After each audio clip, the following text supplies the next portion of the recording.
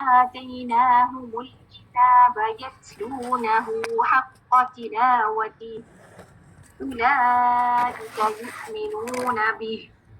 ترجمہ اس کا کیا ہے؟ وہ لوگ جنہیں ہم نے کتاب دی ہے وہ اسے پڑھتے ہیں جیسے کہ اس کے پڑھنے کا حق ہے، وہی لوگ اس کتاب پر ایمان رکھتے ہیں. یعنی اللہ کے نزدیک انہی کا ایمان بالکتاب معتبر ہے جو اس کو ایسے پڑھتے ہیں جیسے کہ اس کو پڑھنے کا حق ہے. کیا مطلب جیسے کہ پڑھنے کا حق ہے؟ یعنی جیسے یہ نازل ہوا، جیسے نبی کریم صلی اللہ علیہ وسلم نے پڑھا اور پڑھایا ہے نا.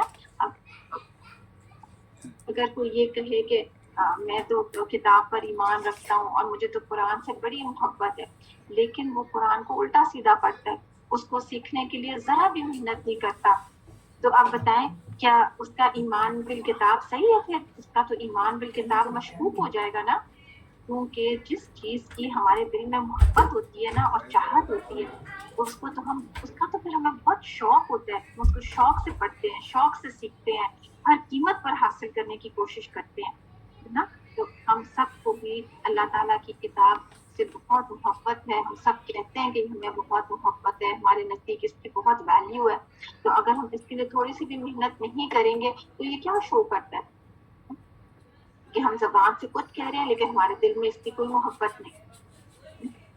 آگے دیکھیں، قرآن کریم کے تمام مسلمانوں پر 5 حقوق ہیں. ٹھیک ہے، قرآن کریم کے 5 حقوق ہیں ہر مسلمان پر. سب سے پہلا حق دیکھیں اس کا کیا ہے؟ اس بات پر مکمل یقین ہو کہ یہ اللہ تعالیٰ کا عظیم کلام ہے جو جبریل علیہ السلام کے ذریعے نبی پاک صلی اللہ علیہ وسلم پر نازل ہوا. یعنی سب سے پہلی چیز، پہلا حق اس کا کیا ہے کہ ہمارا ایمان ہو کہ یہ اوریجنل اوتھینٹک فارم میں یہ کتاب اللہ تعالیٰ نے جیسے نازل کی تھی اسی طرح یہ آج جو ہے یہ بالکل اسی طرح 100% اوریجنل اور اوتھینٹک فارم میں. ٹھیک ہے، یہ اللہ کا کلام. پھر سیکنڈ، اس کو اس طرح صحیح تجوید سے پڑھنا جس طرح یہ نازل ہوا ہے. ورتل القرآن ترتیلا، قرآن کریم میں اللہ تعالیٰ کو جس کا حکم دیتے ہیں، یعنی قرآن کریم کو جیسے تیسے نہیں پڑھ لینا. ٹھیک ہے، پنجابی سندھی اردو میں نہیں پڑھنا. کیسے پڑھنا؟ بالکل جیسے یہ نازل ہوا تھا، جیسے نبی پاک صلی اللہ علیہ وسلم نے اس کو پڑھا اور آگے صحابہ کرام کو پڑھایا. کیونکہ جب اس کو ہم صحیح طریقے سے پڑھتے ہیں نا تو اس کی تاثیر ہی کچھ اور ہوتی. اب دیکھیں نا، جب ہم رمضان میں جب تراویح میں قرآن پاک سنتے ہیں یا جب ہم حرم پاک عمرہ کے لیے جاتے ہیں اور وہاں جب ہم حرم میں قرآن پاک کی تلاوت سنتے ہیں تو ہمارے آنکھوں سے خود بخود آنسو جاری ہو جاتے ہیں. کیا وجہ؟ کیونکہ جب ہم صحیح طریقے سے یہ پڑھا جاتا ہے جس طرح یہ نازل ہوا ہے تو اس کی تاثیر ہی کچھ اور ہے، یہ دل پہ اثر کرتا ہے. تو اس کا حق سب سے پہلا یہ اس پر ایمان ہو کہ یہ اللہ کی کتاب. ٹھیک ہے، پھر دوسری چیز یہ اس کو اس طرح پڑھنا، صحیح تجوید سے پڑھنا جیسے یہ نازل ہوا. ٹھیک ہے، اس طرح پڑھنا. پھر تیسرا حق کیا ہے؟ اس کے معنی کو سمجھنا اور تدبر کرنا. یہ کتاب آئی کس لیے ہے؟ تاکہ ہم اس کو صرف طوطا مینا کی طرح نہیں پڑھ لیں بغیر سوچے سمجھے، بغیر غور و فکر کیے، بلکہ اس کو سمجھیں، اس پہ تدبر کریں، اس پہ غور و فکر کریں، اس کے معنوں کو سمجھیں. ٹھیک ہے، پھر اس کا چوتھا حق کیا ہے؟ اس کے احکام پر عمل کریں، کیونکہ جب سمجھ آئے گی تو عمل کر سکیں گے، اور اگر سمجھ ہی نہیں آئی تو بتائیں ہم کس چیز پر عمل کریں گے. تدبر کا مطلب ہوتا ہے غور و فکر کرنا، to contemplate, to reflect, to ponder. ٹھیک ہے، پھر اس کے احکامات پر عمل کرنا، یعنی جو ہم پڑھ رہے ہیں، جو ہم سمجھ رہے ہیں، ساتھ ساتھ اس پہ عمل کرتے جائیں. جیسے الحمدللہ آپ لوگ تجوید بھی سیکھ رہے ہیں اور ساتھ ساتھ آپ کو تفسیر بھی سینڈ کی جاتی ہے. ٹھیک ہے، کیا سب لوگ تفسیر سن رہے ہیں؟ کیا سب کی تفسیر اپ ٹو ڈیٹ ہے؟ کیونکہ چھوٹی چھوٹی صورتیں ہم پڑھ رہے ہیں نا، تھوڑا تھوڑا ہمارا لیسن ہے، ساتھ ساتھ آپ نے اس کی تفسیر سن لینی. ٹھیک ہے، تو جب آپ پڑھیں گے، گھر میں دہرائیں گے، اپنا سبق لرن کریں گے تو آپ دیکھیں گے کہ وہ ساری تفسیر آپ کی مائنڈ میں رہے گی. ٹھیک ہے، اور جب انشاءاللہ آپ تفسیر سنیں گے تو اپنے لیے اسی لیے آپ کو کہا جاتا ہے کہ ایک نہ ایک عمل کی بات ضرور اپنے لیے لکھ لیا کریں، جو خود بھی عمل کریں اور آگے انشاءاللہ اس کو شیئر بھی کریں. ٹھیک ہے، اور پھر پانچواں حق اس کو کیا ہے کہ اس کو दूसरों तक पहुंचाना। तो खुद जब अच्छी तरह सीखने वाले होंगे, हम खूबसूरत तरीके से इसको लेने वाले होंगे, पूरी शौक के साथ, लगन के साथ, मोहब्बत के साथ इसको लेने वाले होंगे, तो इंशाल्लाह आगे अल्लाह ताला हमें तौफीक दे, हम इसको ऐसी जैसे हमने इस खैर को हासिल करेंगे ऐसे इंशाल्लाह हम आगे देने वाले होंगे। ठीक है, ये हम सब की नियत होनी चाहिए। तो इंशाल्लाह डबल हमने अपना अजर करना है ना, एकदम अपनी तिलावत सही करेंगे, अपनी तजवीद ठीक करेंगे और इंशाल्लाह इस खैर को आगे पहुंचाने वाले बनेंगे। ठीक है ना, सबने इंशाल्लाह ये नियत कर लिया ना, तो अब डबल जिम्मेदारी हो गई। ठीक है, ये नहीं कि हम कच्चा पक्का अधूरा सीखें और फिर आगे हम क्या देंगे, बताएं क्या देंगे आगे तो खुद ही सही नहीं सीखा होगा तो आगे भी सही नहीं दे सकेंगे। ठीक है, और ये कुरान करीम को आगे सिखाना, ये देखें ये क्या चीज़ है, ये सबसे बड़ी खैर है। ये है क्या चीज़, ये अल्लाह ताला की रहमत है, ये हिदायत वाली किताब है ना, ये अल्लाह का फजल और करम है। तो ये सबसे बड़ी खैर है। तो आप सबसे बड़ी नेकी और भलाई आप किसी के साथ क्या कर सकते हैं कि आप उसको कुरान की तालीम दें। आप उसको कुरान के साथ जोड़ दें, आप उसको बोले आओ मैं तुम्हें सिखाती हूँ। क्योंकि ये खजाना है ना, ये दुनिया और आखिरत की बरकतें हैं इसके साथ, इस किताब के साथ दुनिया और आखिरत की बरकतें हैं, दुनिया और आखिरत की खैर और भलाइयाँ इस किताब के साथ हैं। और जब हम इसको छोड़ देते हैं तो हम सिर्फ अपनी आखिरत का नुकसान नहीं कर रहे होते हैं, बल्कि दुनिया से भी आप देखेंगे कि हमारी जिंदगी से बरकतें खत्म हो जाती हैं, हमारी जिंदगी से बरकतें चली जाती हैं, हमारे वक्त में बरकत नहीं रहती, हमारी रोजी में बरकत नहीं रहती, हमारे घरों में बरकत नहीं रहती, हमारी सेहत में बरकत नहीं रहती, हर चीज में बेबरकती हो जाती है, बेहुसत फैल जाती है। और जब हम इसको पढ़ने वाले होते हैं, इसको समझने वाले होते हैं, इस पे अमल करने की कोशिशें कर रहे होते हैं, हम बार बार इसकी तरफ पलटते हैं, हम इसको पढ़ते हैं, शौक से उठाते हैं, जब पढ़ते हैं तो दिल लगा के पढ़ते हैं, तो क्या होता है कि अल्लाह ताला की रहमतें नाज़िल होती हैं हमारे घरों पे, हमारे रोजी में बरकतें नाज़िल होती हैं, हमें दिल का सुकून और शिफा मिलती है। हर दफा जो आप कुरान पाक पढ़ते हैं ना, इससे आप कितनी बीमारियां दूर होती हैं, आप सोच भी नहीं सकते। ये अल्लाह ताला की तरफ से तस्कीन नाजिल होती है, शिफा नाजिल होती है। खुद अल्लाह ताला ने कहा ये किताब शिफा है, खुद अल्लाह ताला ने फरमाया किताब रहमत है, ये किताब अल्लाह ताला की मोहब्बत पाने का जरिया है, अल्लाह ताला की कुर्बत नसीब होती है। तो जब भी आप इसको पढ़ें, होमवर्क ना समझें तो हो ये मेरा होमवर्क है, ये इतनी बार मुझे सुनना पड़ेगा, पढ़ना पड़ेगा, ओहो बड़ी मुसीबत है। नहीं, ये तो खुशकिस्मती है कि अल्लाह ताला ने आपको अपनी किताब के लिए चुन लिया, अल्लाह ने आपको अपने कलाम के लिए चुन लिया, इससे बड़ी कोई नेमत ही नहीं। ये दुनिया की, आगे देखिए क्या लिखा है, ये दुनिया की वाहिद किताब है जो हर तरह की तहरीफ से पाक है। ठीक है, इसमें कोई डिस्टॉर्शन नहीं, बिल्कुल एज इट इज 100% जैसे ये नाजिल हुई थी वैसी की वैसी ये प्रिजर्व, क्योंकि इसकी हिफाजत का जिम्मा खुद अल्लाह ताला ने लिया है। और जिसकी हिफाजत अल्लाह ताला कर ले, फिर उसको कोई चीज, उसके अंदर फिर कोई चीज उसको बिगाड़ नहीं सकती। अल्लाह ताला कुरान पाक में फरमाते हैं, उसका तर्जुमा है, हमने इस जिक्र को नाजिल किया है और हम ही इसकी हिफाजत करने वाले हैं। अल्लाह ताला ने इसको नाजिल किया और इसकी हिफाजत का जिम्मा भी खुद लिया।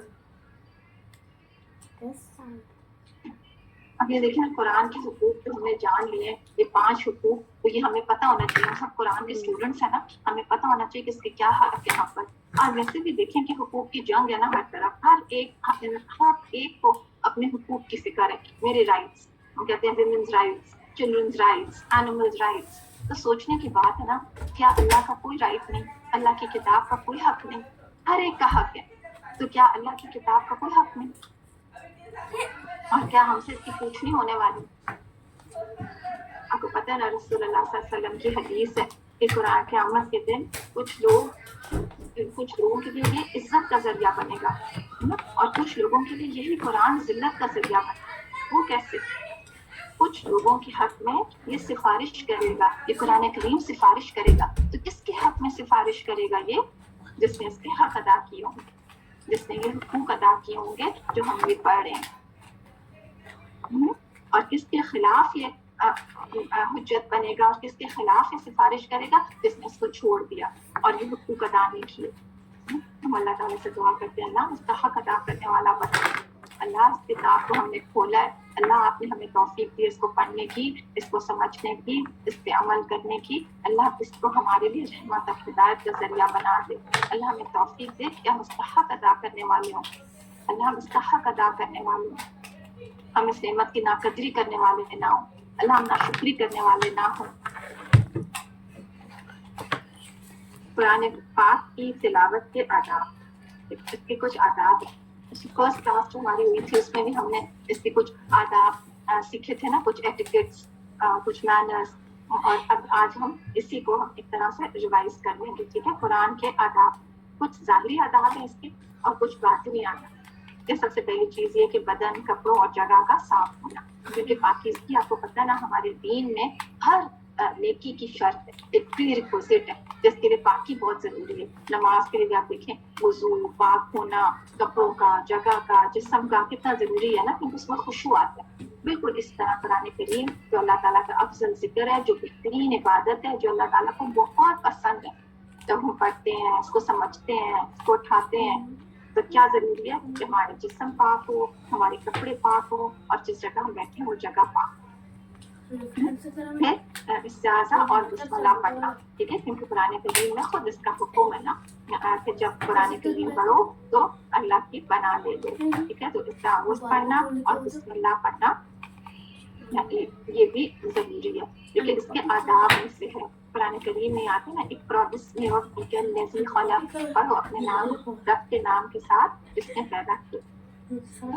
پھر تلاوت کے دوران گفتگو سے بچنا، ٹھیک ہے؟ دیکھیں کتنا ضروری ہے، یہ نہیں کہ ہم چلتے پھرتے کلاس لے رہے ہوں، کون سا ٹیچر میرے گھر آ کے دیکھ رہی ہے۔ ہاں ہم تو نہیں آ کے دیکھ سکتے آپ کو ہر ایک کو پرسنلی، لیکن اللہ تعالیٰ کی ذات ہے نا، وہ دیکھ رہی ہے کہ آپ اس کو کتنی اہمیت دے رہے ہیں، آپ اس کے ادب کا لحاظ اس کا رکھ رہے ہیں، اس کے ادب اس کا کر رہے ہیں یا نہیں کر رہے، کہ آپ چلتے پھرتے میڈس کو انسٹرکشنز دے رہے ہیں اور کچن میں دیکھ رہے ہیں اور ادھر ادھر پھر رہے ہیں، ہر ایک سے باتیں کر رہے ہیں اور ساتھ آپ قرآن کی کلاس لے رہے ہیں، تو یہ اس کے ادب کے خلاف ہے۔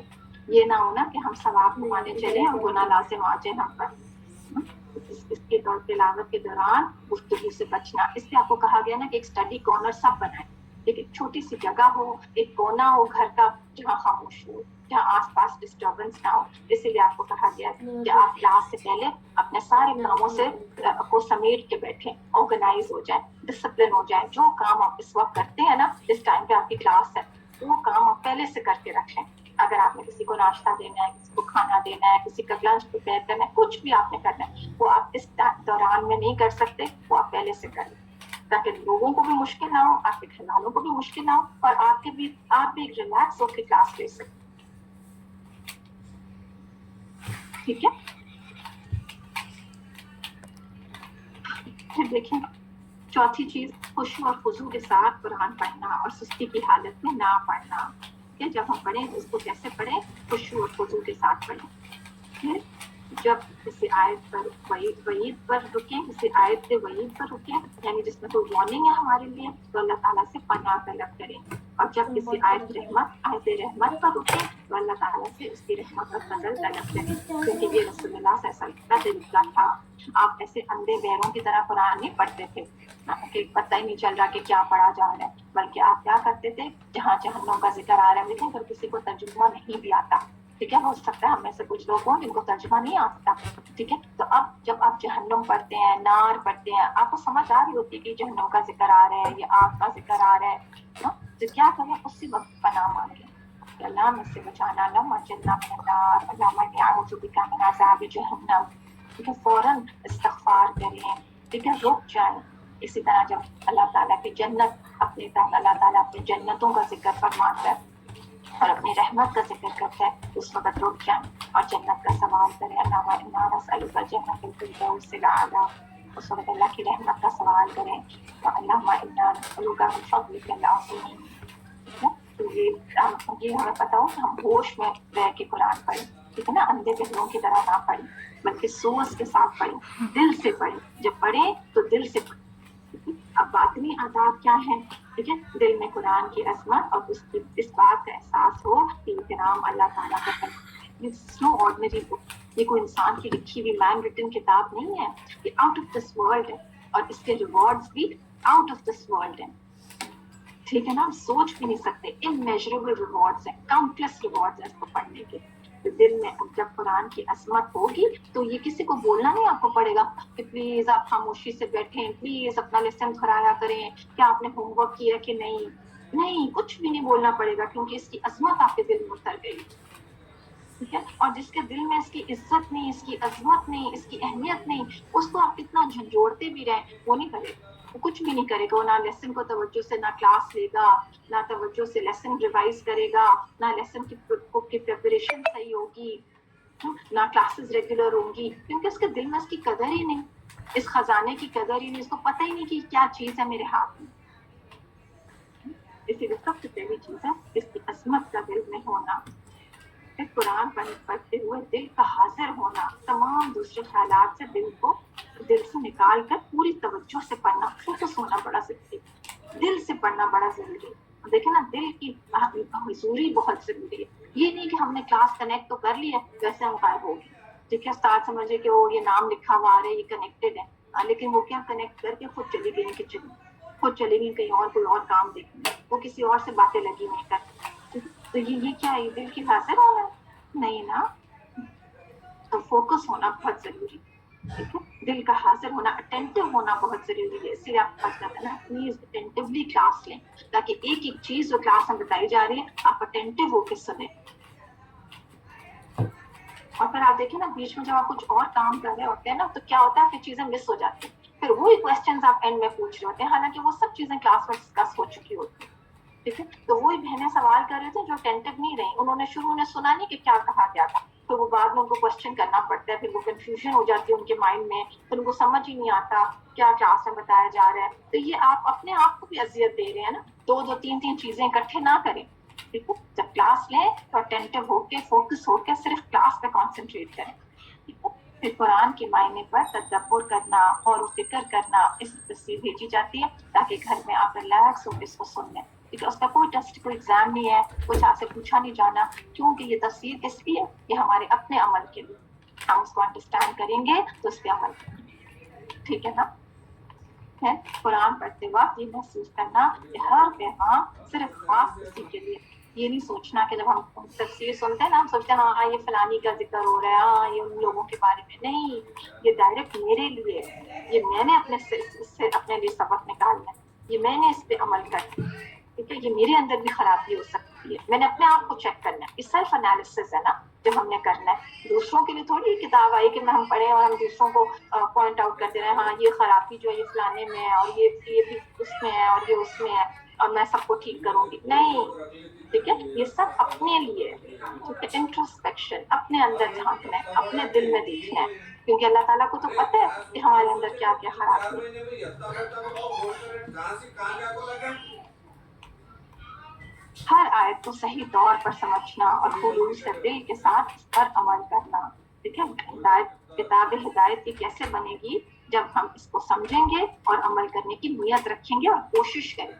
ٹھیک ہے, کوشش کرنا ہمارا کام ہے. کمیاں تو ہمارے اندر بہت ہیں, گنہگار تو ہم بہت ہیں, پرفیکٹ تو ہم کبھی ہو نہیں سکتے, لیکن کوشش لازم, اور دعا, کوشش اور دعا. لیکن رسول اللہ صلی اللہ علیہ وسلم سے پوچھا گیا کہ بتائیں کس کی نماز سب سے افضل ہے. پھر آپ سے کسی صحابہ نے ایک موقع پر پوچھا کس کا روزہ سب سے افضل ہے, کس کا حج سب سے افضل ہے. تو آپ نے کیا فرمایا, تو اس میں سب سے زیادہ اللہ کو یاد کرنے والا, یعنی دل سے وہ کام. نماز کس کی افضل ہے, جو دل سے نماز پڑھتا ہے. ٹھیک ہے, صرف ظاہری ایکشنز نہیں. ٹھیک ہے, کس کا حج مقبول ہے, کہ جس نے دل سے حج کیا, سب سے زیادہ اللہ کو یاد کیا. بالکل اسی طرح جب آپ قرآن کریم پڑھ رہے ہیں تو دل کی حضوری ضروری ہے. ٹھیک ہے نا, کہ آپ فزیکلی پریزنٹ تو ہیں, کلاس میں کنیکٹڈ تو ہیں, لیکن کیا آپ اٹینٹو بھی ہیں, کہ آپ دل لگا کے پڑھ رہے ہیں. رسول اللہ صلی اللہ علیہ وسلم کی ایک حدیث بھی ہے نا, کہ دو لوگ ایک ساتھ کھڑے نماز پڑھ رہے ہوتے ہیں, شولڈر ٹو شولڈر, لیکن ان کی نمازوں میں آسمان اور زمین کا فرق ہو. کیا چیز فرق کرتی ہے, وہ تو ایک ساتھ کھڑے نماز پڑھ رہے ہیں, زمین آسمان کا فرق. کی نمازوں میں شولڈر ٹو شولڈر کھڑے ہوتے ہیں نماز پڑھنے دو لوگ, لیکن نماز میں زمین و آسمان کا فرق. تو کس چیز کا فرق ہے, کہ ایک دل سے پڑھ رہا ہے اور ایک بیزاری سے پڑھ رہا ہے. کچھ اور اس کے دماغ میں تو کچھ اور ہی چیزیں چلیں.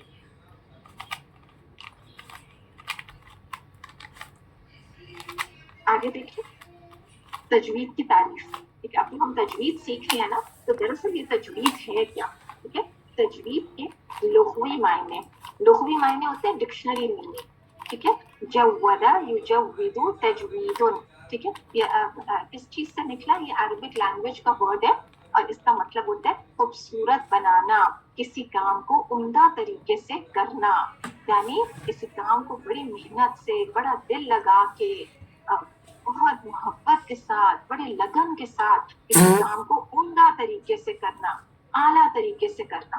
آپ دیکھیں نا کہ کوئی کام کب اچھے طریقے سے ہم کر پاتے ہیں, جب ہم دل سے کرتے ہیں, جب ہم شوق سے کرتے ہیں, جب ہم محبت سے کرتے ہیں, تو وہ کام کی برکت ہی کچھ اور ہوتی ہے, اس کے فیض اور فائدے ہی کچھ اور ہوتے ہیں, ہے نا. اس کی خیر دور دور تک پھیل جاتی ہے. اب ایک چھوٹی سی چیز ہی دیکھیں کہ کھانا بنانا. ہم میں سے کون ہے جو کھانا نہیں بناتا؟ ایک ہوتا ہے بیزاری سے بنایا ہوا کھانا, کسی کام کا نہیں ہوتا, وہ کسی کے لیے غذا نہیں بنتا, وہ کسی کے لیے شفا نہیں بنتا, وہ کسی کو تسکین نہیں دیتا, وہ بے برکت ہی رہتا ہے. کھا بھی لیتے ہیں تو کوئی فائدہ نہیں ہوتا. اور ایک ہوتا ہے دل سے بنانا. جب ہم دل سے کھانا بناتے ہیں نا, تو تب کیا ہوتا ہے, اس کی خوشبو, اس کی لذت, اس کے تو کیا کہنے ہیں, اس کی بات ہی کچھ اور ہوتی ہے. بالکل اسی طرح جو کام ہم دل سے کرتے ہیں وہ ایکسلنس کے لیول پہ ہوتا ہے اور وہ اللہ کے ہاں قبول ہوتا ہے. اور اس کا دوسرا روپ جو ہے وہ کیا ہے, تحسین.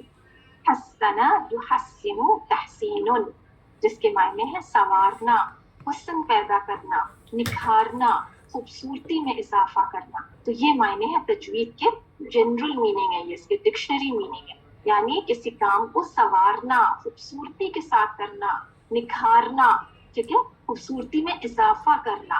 تو اس کے دو معنی آتے ہیں, جودا یجود تجوید, خوبصورت بنانا, اور التحسین جس کا مطلب ہوتا ہے کیا, سنوارنا, حسن پیدا کرنا. ٹھیک ہے, یہ اس کی ڈکشنری میں. پھر اصطلاحی معنی اس کے کیا ہے, یعنی اسلامک ٹرمینالوجی میں جب ہم تجوید کا لفظ بولتے ہیں تو اس کا کیا مطلب ہوتا ہے, کسی بھی کام کو خوبصورت بنانا نہیں, خاص طور پر حروف کو ان کے مقررہ مخارج اور صفات لازمہ اور صفات عارضہ کے ساتھ پڑھنا. یعنی لیٹرز کو, عربک لینگویج کے لیٹرز کو, قرآن کریم کے حروف کو صحیح مخرج سے ادا کرنا, یعنی اس کی اسپیسیفک آرٹیکولیشن پوائنٹ کے ساتھ سے ادا کرنا, اور اس کی صفات کے ساتھ ادا کرنا. یعنی ہر لیٹر کے اندر اس کی کچھ کیریکٹرسٹکس ہوتے ہیں. ٹھیک ہے, کچھ کنڈیشنل ہوتے ہیں اور کچھ پرماننٹ ہوتے ہیں. کچھ صفات لازمہ ہوتے ہیں جو لازمی طور پہ ادا ہوتے ہیں ہر حال میں, اور کچھ ہوتے ہیں جو عارضی ہوتے ہیں, جو کنڈیشنل ہوتے ہیں. کوئی کنڈیشن ہوتی ہے تو وہ ہوتے ہیں, اور کوئی کنڈیشن ہوتی ہے جو نہیں ہوتے. انشاءاللہ اس کی ڈیٹیلز آپ صفات کے چیپٹر میں سیکھیں گے. ابھی صرف اتنا سمجھ جائیں کہ تجوید کا مطلب کیا ہے, ہر حرف کو یعنی ہر لیٹر کو اس کے صحیح آرٹیکولیشن پوائنٹ سے, یعنی اس کے صحیح مخرج سے اور اس کی صفات کے ساتھ ادا کرنا. کیا ہوتی ہیں صفات, اس کی کیریکٹرسٹکس. یہ انشاءاللہ ڈیٹیل میں آپ سیکھیں گے. ابھی مخرج کا چیپٹر آپ کا سٹارٹ ہو گیا. جیسے جیسے آگے بڑھتے جائیں گے آپ سمجھ جائیں گے کہ ہر لیٹر کا ایک خاص آرٹیکولیشن پوائنٹ ہوتا ہے, ایک خاص جگہ ہوتی ہے جہاں سے وہ لیٹر پروناؤنس کرنا ہوتا ہے, تو اس کی ادائیگی درست ہوتی ہے. ٹھیک ہے, اور ہر لیٹر کی کچھ کیریکٹرسٹکس ہوتی ہیں. مثلا جیسے رو جب ہم بولتے ہیں تو اس میں والی آواز ہے. ٹھیک ہے, سین ہم بولتے ہیں اس میں سیٹی والی آواز ہے. تو یہ کیا ہے, یہ لیٹرز کی کیریکٹرسٹکس ہے. ٹھیک ہے, اور which inshallah you will learn very soon when we do the chapter of صفات. ٹھیک ہے, تو اب یہ سب پریشان نہ ہو, صرف اتنا یاد رکھنے کا ہے کہ تجوید کا مطلب کیا ہے, ہر حرف کو اس کے صحیح مخرج اور صفات کے ساتھ ادا کرنا, بس. ٹھیک ہے, آگے دیکھیں تجوید کی اہمیت. قرآن کی روشنی میں کیا اہمیت ہے, کیا امپورٹنس ہے.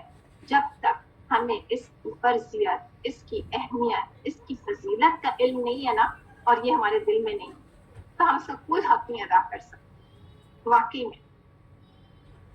تو اس کی اہمیت جاننا, یہ کیسے ہمیں, کون ہمیں اس کی اہمیت بتائے گا, میں, آپ نہیں, کون اہمیت بتائے گا, خود قرآن کریم میں بتایا گیا کہ یہ کیا ہے. الذین آتیناہم الکتاب یتلونہ حق تلاوتہ, أولئك يؤمنون به, وہ لوگ جنہیں ہم نے کتاب دیا وہ اسے پڑھتے ہیں جیسے کہ اس کو پڑھنے کا حق ہے.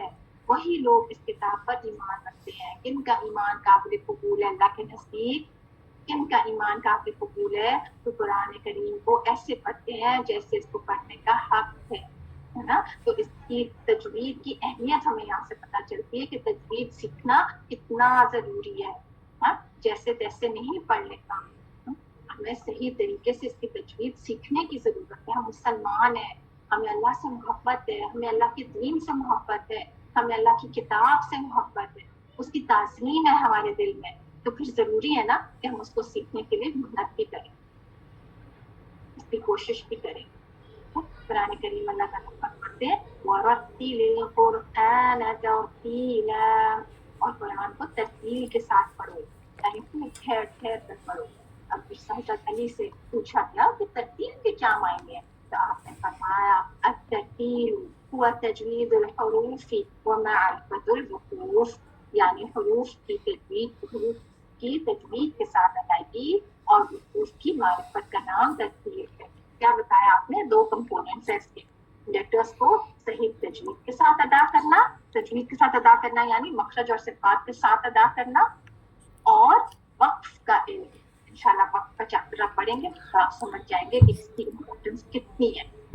تو وقف کا علم بھی بہت ضروری ہے, اور حروف کی صحیح تجوید کے ساتھ ادائیگی یعنی صحیح مخرج اور صفات کے ساتھ ادائیگی. یہ ہے ترتیب جس کا حکم دیا گیا قرآن. اچھا, اب ہم دیکھتے ہیں تجوید کی اہمیت احادیث کی روشنی میں. رسول اللہ صلی اللہ علیہ وسلم نے بھی ہمیں بتایا اس کی کیا اہمیت ہے. حضرت عثمان بن عفان رضی اللہ عنہ سے روایت ہے کہ رسول اللہ صلی اللہ علیہ وسلم نے فرمایا خیرکم یعنی بہترین تم میں سے من تعلم القرآن وعلم, تم میں سے بہترین وہ ہے جو قرآن سیکھنے اور سکھائیں. ان کے لیے آپ کو پتہ ہے کہ تو اس گروہ میں شامل ہو جائے جو دین سیکھے اور سکھائے, جو اللہ کے دین کے لیے محنت کرے, کوشش کرے, اپنا وقت لگائے, اپنا مال لگائے, اپنی قوتیں جو اللہ تعالیٰ نے دی ہیں, یہ دیکھنے کی قوت, یہ سننے کی قوت, یہ بولنے کی قوت, جب ہم اللہ کے راستے میں لگاتے ہیں, ہدایت حاصل کرنے کے لیے لگاتے ہیں. ہدایت کی ٹولز ہے نا جو اللہ تعالیٰ نے ہمیں دی. دیکھیں نا کیا آنکھیں ہیں, کیا کچھ ہم دیکھتے رہتے ہیں. تو اللہ کی کتاب ہی نہیں دیکھی, اسی کو صحیح طریقے سے نہیں پڑھا, کیا کچھ ہم سنتے رہتے ہیں. اللہ کی کتاب ہی نہیں سنی, کلام ہی نہیں سنا, اس کو ٹائم ہی نہیں ہمارے پاس. تو جب ہم شہادت میں شامل ہو جاتے ہیں, ہم اپنی قوتوں کو اللہ کے راستے میں لگاتے ہیں, اللہ کی کتاب سیکھنے میں لگاتے ہیں, تو آپ کو پتہ ہے نا کہ زمین کی چوٹیاں اور سمندر میں تیرنے والی مچھلیاں سب دعائیں کرتی ہیں, ہمارے سب دعائیں کرتی ہیں. پھر ایسے لوگوں کے لیے سب اللہ کی مخلوق کو اللہ تعالیٰ لگا دیتا ہے, وہ ان کے لیے دعائیں کرتے ہیں. تو آپ سوچیں نا کہ آپ قرآن پڑھ رہے ہیں, سیکھ رہے ہیں, محنت کر رہے ہیں, اور کون کون آپ کے لیے دعائیں کر رہے ہیں. آپ کو پتہ بھی کون کون آپ کے لیے دعائیں کر رہے ہیں.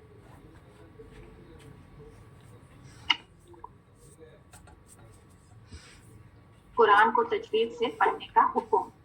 قرآن کو تجوید سے پڑھنا فرض عین ہے, یعنی وہ فرض جس کا کرنا ہر مسلمان پر لازم, اس کو کہتے ہیں فرض عین, اور نہ کرنے والا گنہگار. ٹھیک ہے, یہ کوئی معمولی چیز نہیں کہ چلو کر لیا تو کر لیا اور نہیں تو نہ صحیح, نہیں, یہ فرض عین ہے. علم تجوید سیکھنے کا فائدہ کیا ہے؟ وہ سیکھوں دونوں جہانوں میں سعادت اور اللہ کی خوشنصیبی, دنیا اور آخرت کی خیر و بھلائیاں اس کتاب کو سنجو لینی ہے. پھر اس سے تلاوت کا حسن بڑھ جاتا ہے. تلاوت کی خوبصورتی کس میں ہے؟ تجوید سے پڑھنے. ٹھیک ہے, تلاوت کی خوبصورتی کیسے آئے گی؟ تجوید سیکھیں گے تو انشاءاللہ آپ دیکھیں گے تلاوت کے حسن آتا ہے. تجوید کے ارکان. تجوید کے ارکان کیا ہیں؟ رکن ہوتے ہیں نا, اسی کی جمع یہ ارکان. ٹھیک ہے, کیا ہے وہ 4 موسٹ امپورٹنٹ چیزیں تجوید سیکھنے کے لیے ہمیں پتہ ہونا چاہیے؟ حروف کے مخارج کا جاننا. ٹھیک ہے, حرف کا مخرج کیا ہے, ہر لیٹر, کوئی بھی لیٹر آپ لے لیں, با, واو, شین, ٹھیک ہے, ہمیں پتہ ہونا چاہیے کہ اس کی ایگزیکٹ لوکیشن کیا ہے, اسپیسیفک آرٹیکولیشن پوائنٹ کیا ہے.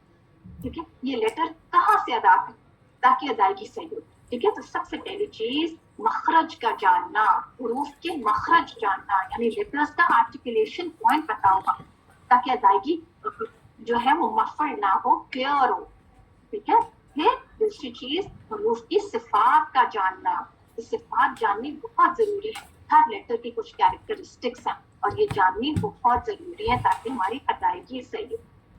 ठीक है, फिर तीसरी चीज जबान से कसरत से तकरार यानी रिपीटिशन, प्रैक्टिस प्रैक्टिस प्रैक्टिस, इसीलिए आपको कहा जाता है बार बार रिपीट करें, बार बार रिपीट करें। एक तो हम इतने अरसे हम गलत पढ़ते रहे, कितनी जिंदगी हमने गुजार दी, हमने तजवीद नहीं सीखी, हम गलत पढ़ते रहे। अब क्या है, वो गलत को सारा अंडू करना है ना, तो इतनी दफा सोचें आपने गलत पढ़ा होगा, अब जितनी दफा आपने गलत पढ़ा ना उतनी दफा उसको सही पढ़ें ताकि वो सही हो, जबान पे चढ़ जाए। क्योंकि जब हम एक दो दफा पढ़ते हैं ना तो वो ऐसे लगता है हमें आ गया, लेकिन क्या होता है वो वापस पिछला वाला जो जुबान पे चढ़ा होता है ना वो आ जाता है दोबारा, तो हम भूल जाते हैं। तो इसलिए प्रैक्टिस मेक्स परफेक्ट, जबान से कसरत से तकरार, ये इम्पोर्टेंट है कि आप इसको बार बार रिपीट करें। लेकिन बच्चों को भी बिठा देते हैं ना कुरान याद करो बैठ के, वो रिपीट करते रहते हैं करते रहते हैं करते रहते हैं, जुबान पे चढ़ जाते हैं, वो तलफ़ुज़ भी उनका सही हो जाता है। हमारा क्या है कि हम बड़े हो गए ना, हम समझते हैं कि अब हमारा काम नहीं है बार बार रिपीट करना, हम कोई बच्चे हैं जो हम बैठ के सबक याद करें, हाँ बच्चा ही बनना पड़ेगा सीखने के लिए। ठीक है ना, आप लर्न करेंगे, बार बार सुनेंगे कारी की आवाज में, बार बार पढ़ेंगे, सोचो ना अजर भी तो कितना मिल रहा है रेपिटेशन में, अजर भी तो कितना मिल रहा है, सारा वक्त आपका इबादत में लिखा जा रहा है, एक एक हर्फ पे 10-10 नेकियां मिल रही हैं, इससे बेहतरीन को इबादत नहीं। ठीक है ना, फिर किसी मुस्तनद उस्ताद से पढ़ना जो सर्टिफाइड हो। ठीक है, ऐसे किसी से नहीं पढ़ लेना। आप सोचो ना बच्चों को आप ट्यूशन लगवाते हैं, आप स्कूल भेजते हैं, कौन से स्कूल भेजते हैं जहाँ सबसे अच्छी पढ़ाई हो, किस टीचर से ट्यूशन दिलवाते हैं जो सबसे अच्छा टीचर हो। तो कुरान ऐसे ना किसी से पढ़ लो, किसी से भी पढ़ लो, नहीं, मुस्तनद उस्ताद से पढ़ना जिसने खुद सनद दी हुई है, जिसने खुद सही सोर्सेस से पढ़ा हुआ है। फिर आगे इस्तिआज़ा और बिस्मिल्लाह का हुक्म। इस्तिआज़ा क्या है, आऊज़ु बिल्लाहि मिनश शैतानिर रजीम हम पढ़ते हैं, तो कहते हैं इस्तिआज़ा यानी पनाह मांगना। ठीक है, अल्लाह की पनाह मांगना।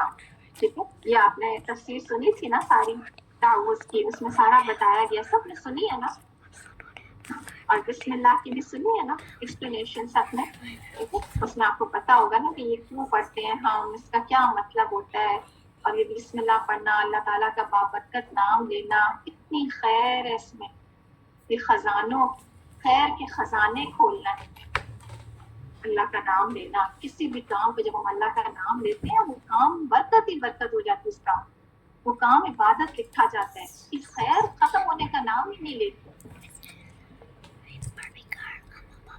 तिलावत शुरू करते वक्त इस्तिआज़ा और बिस्मिल्लाह का हुक्म।